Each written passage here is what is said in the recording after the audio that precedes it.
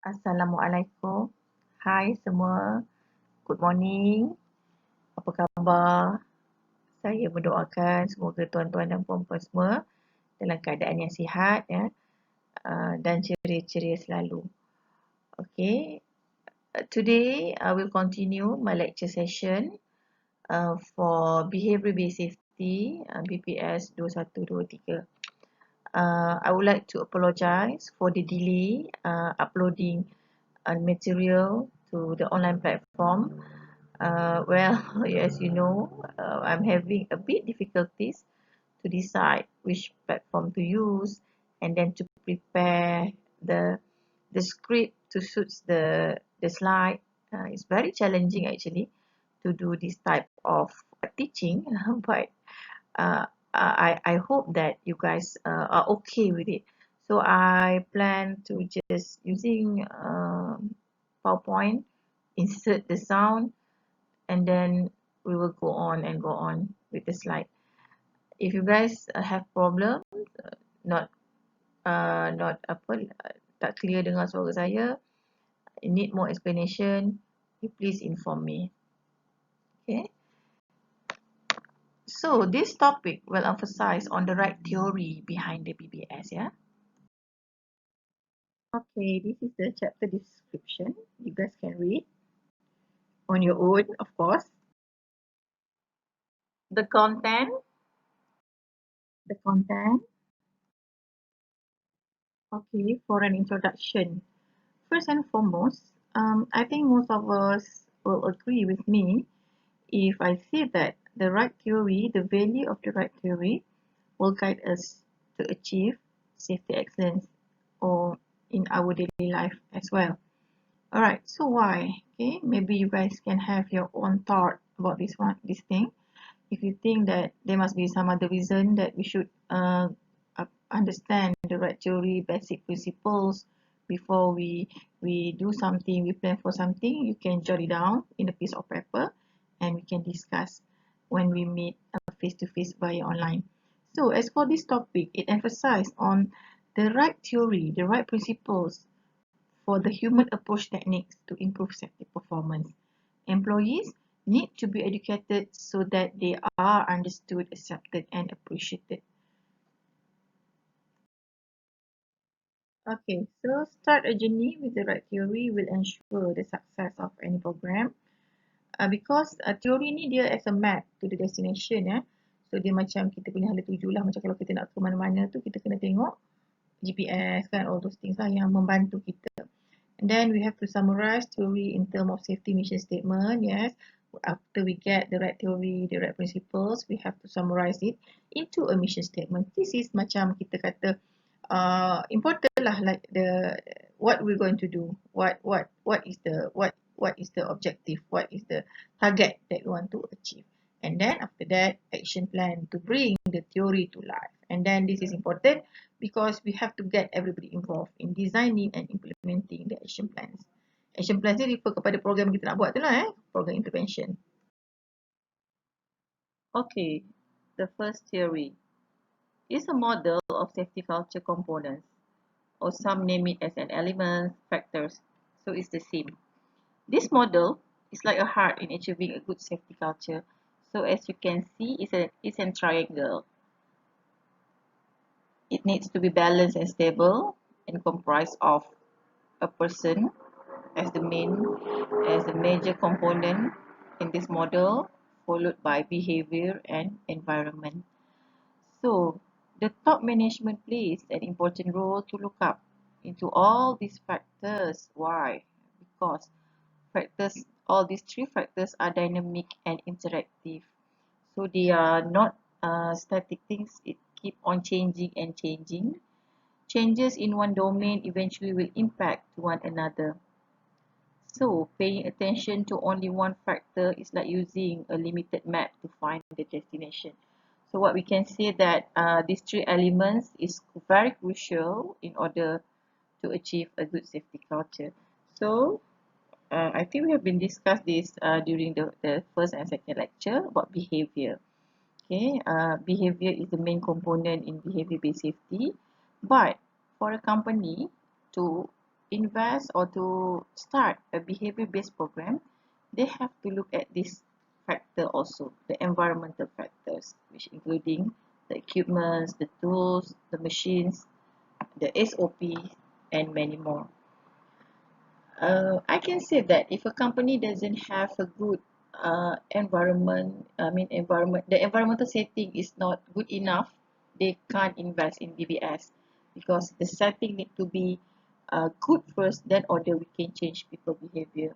If not, the failure of BBS might occur, and there will be no impact of the program. So I hope you guys will remember this model as a heart in BBS program. So kita kata kalau model ni tak ada, tak wujudlah BBS tu. Dia ibarat a heart that pumping the oxygen and the all those necessities lah to the safety performance punya program. Sorry ya, saya tersasul-sasul banyak pula ni.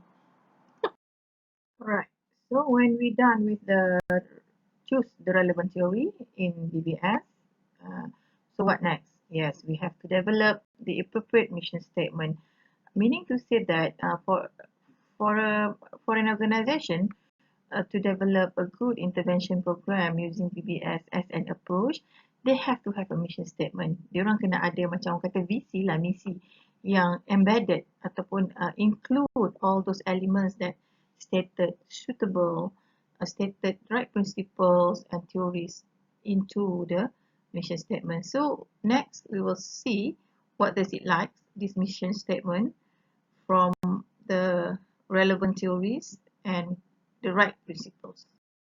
Okay, so here it is, example of a mission statement.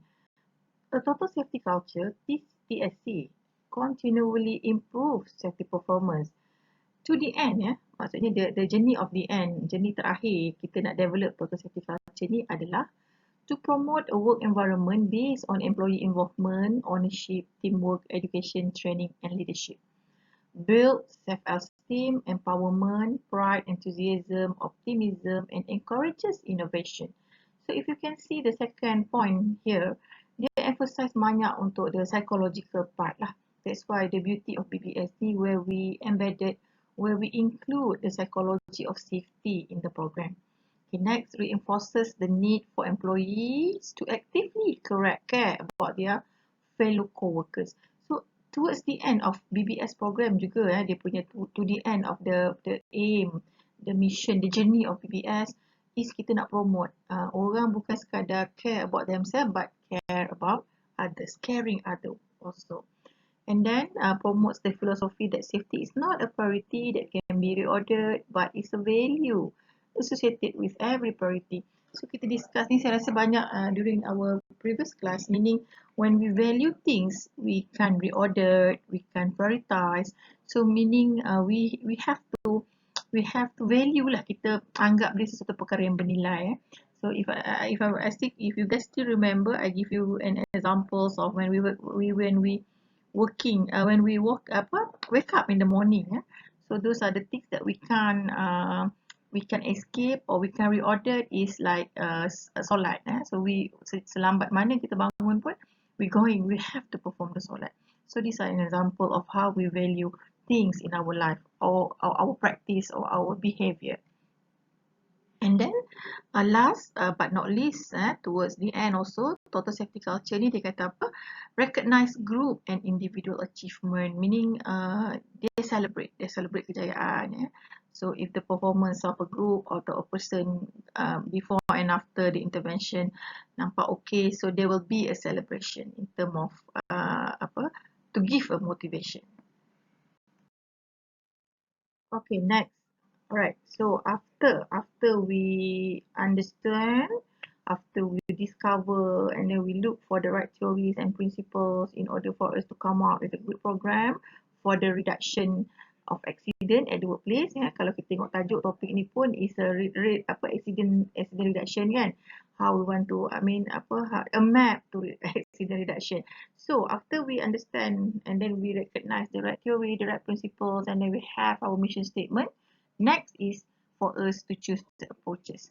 Saya mention banyak on behavior-based approach, but actually in BBS, there also another approach known as person-based approach. So this slide explain on the two different types of this approach.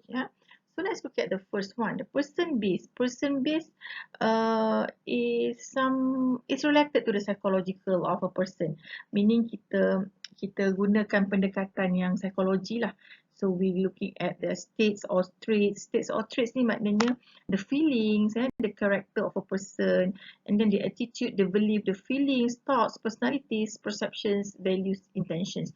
So these are internal of a person, mean person-based approach. Okay, and then we have also BBS. So BBS ni lah yang kita keep on cakap and discuss. Behavior-based safety is something that we can see, is something that we can observe, we can measure. Behavior coaching, recognizing, complying, communicating, and actively caring. So this is we can say that in a person we have these two lah, internal and external. So the approaches that we should and we must embedded in BBS is these two lah, But we should start with behavior dulu, in order for us to change people punya attitude. Sometimes very difficult and challenging, but we have behavior based yang dapat bantu dan pandu kita untuk tengok sikap yang mana betul dan mana tak betul. Okay, for person-based approach, PBA, person-based approach, like I mentioned previously, dia kita macam lah one-to-one, dia lebih kepada psikologi. So how can we conduct a survey on this PBA? Yes, we do surveys, personal interviews, and focus group discussion with the aim to find out how individuals feel about certain situations, conditions, behaviors, or personal interaction. So dengan kata lain bila kita nak develop, we try to develop, we embark, we invest in developing a total safety culture in organization, in the workplace. We have to understand the emotion, the feelings of workers, co-workers, top management di situ. Sound difficult, right? But there's a way of it. After we understand the theory, the basic principles of human and behavior, inshallah, there's a way where we can improve the safety performance as well as our daily life pun. So what I can say, BBS ni sebenarnya, okay, ni tambahan dia lebih kepada macam untuk kita punya daily life pun dia very near, dia very dekat. Sebab ini kita fokus safety lah, nama course ni pun behavior-based safety kan. Tapi I believe bila kita dah melalui banyak topik nanti, we will see how this BBS sebenarnya dia adalah puzzle kepada kita punya daily life as well. And I'm sure you guys also having a vast experience in understanding human, and then semua pun dah berumur kan. Sorry. So macam I think pengalaman mesti you all pun can really understand more than what I've been explained in the slide. Alright, kalau tadi kita tengok PBA, person-based approach, now behavior-based approach lah yang kita duk bincang. Alright, so BBA ni dia very straightforward identify observable behavior targeted, change the environmental conditions and influence the target behaviors in desired direction.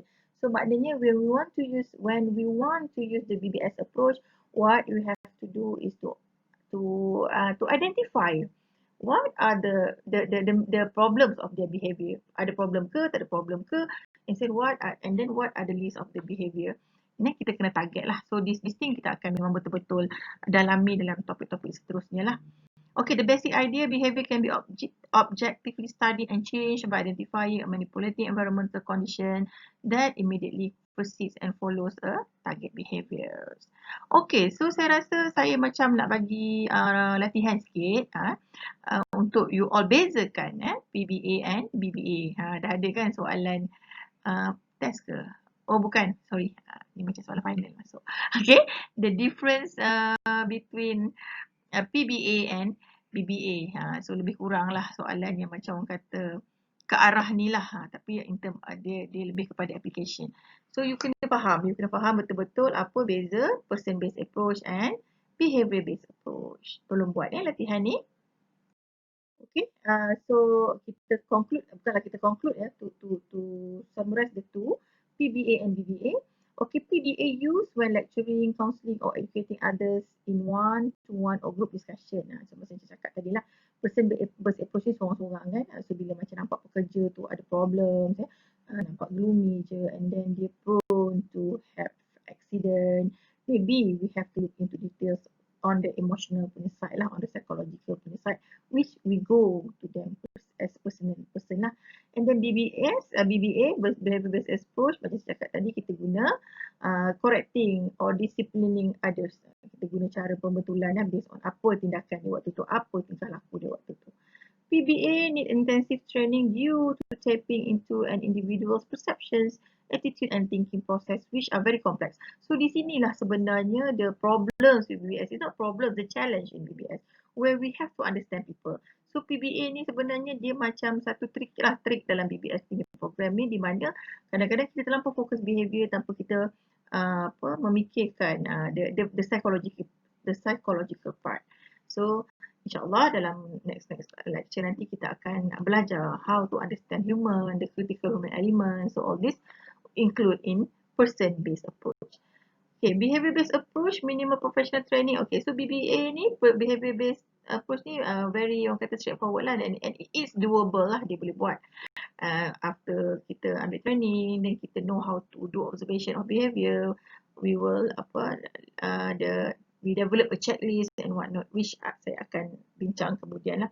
So what important here, PBA and BBA sebenarnya dua approach yang berbeza. It's a two different approach in behavior-based safety program, but we have to understand the right theory and principles in order for us to understand well. Kata ni. Okay, so this extremely dangerous brain surgery is aided by the most high-tech state of the art probing device ever engineered. But you know what? The surgeon lost his portion last night. Okay, so this we want to open up our mind that we are human. We are human. Then, if we do tasks every day, when we go to work, we are like wearing a mask. We are like wearing a mask. We perform job, we perform activities like routine, but inside us, who knows, right? So these are the things that kita kena faham in order for us to develop a good intervention program using behavior-based safety. Okay, nanti saya bagi link video ni, ada dua video, you all kena tengok. Leadership, accountability and challenge with the leaders. Kalau boleh, saya nak buat you all buat summary sikit lah, in one paragraph about these two video watching. Alright, we have come to the end. Okay, 15 slides. It takes me a day to complete. Alright, so for the conclusion, theory is the basic principle that need to be chosen correctly in order to set safety target. Betul Kita discuss tadi, we have to understand the right theory, the right principles, and then we come up with a mission statement, and then our journey will success. Let's start journey with the right theory. Statement, missions, and action plan toward accident reduction program have to be communicated at all levels, and complexity of people, which include internal and external, have to be considered in the program. Alright, so dengan itu tamatlah topik 3 kita. InsyaAllah saya akan sambung dengan topik keempat, beserta latihan dan sebagainya. Terima kasih.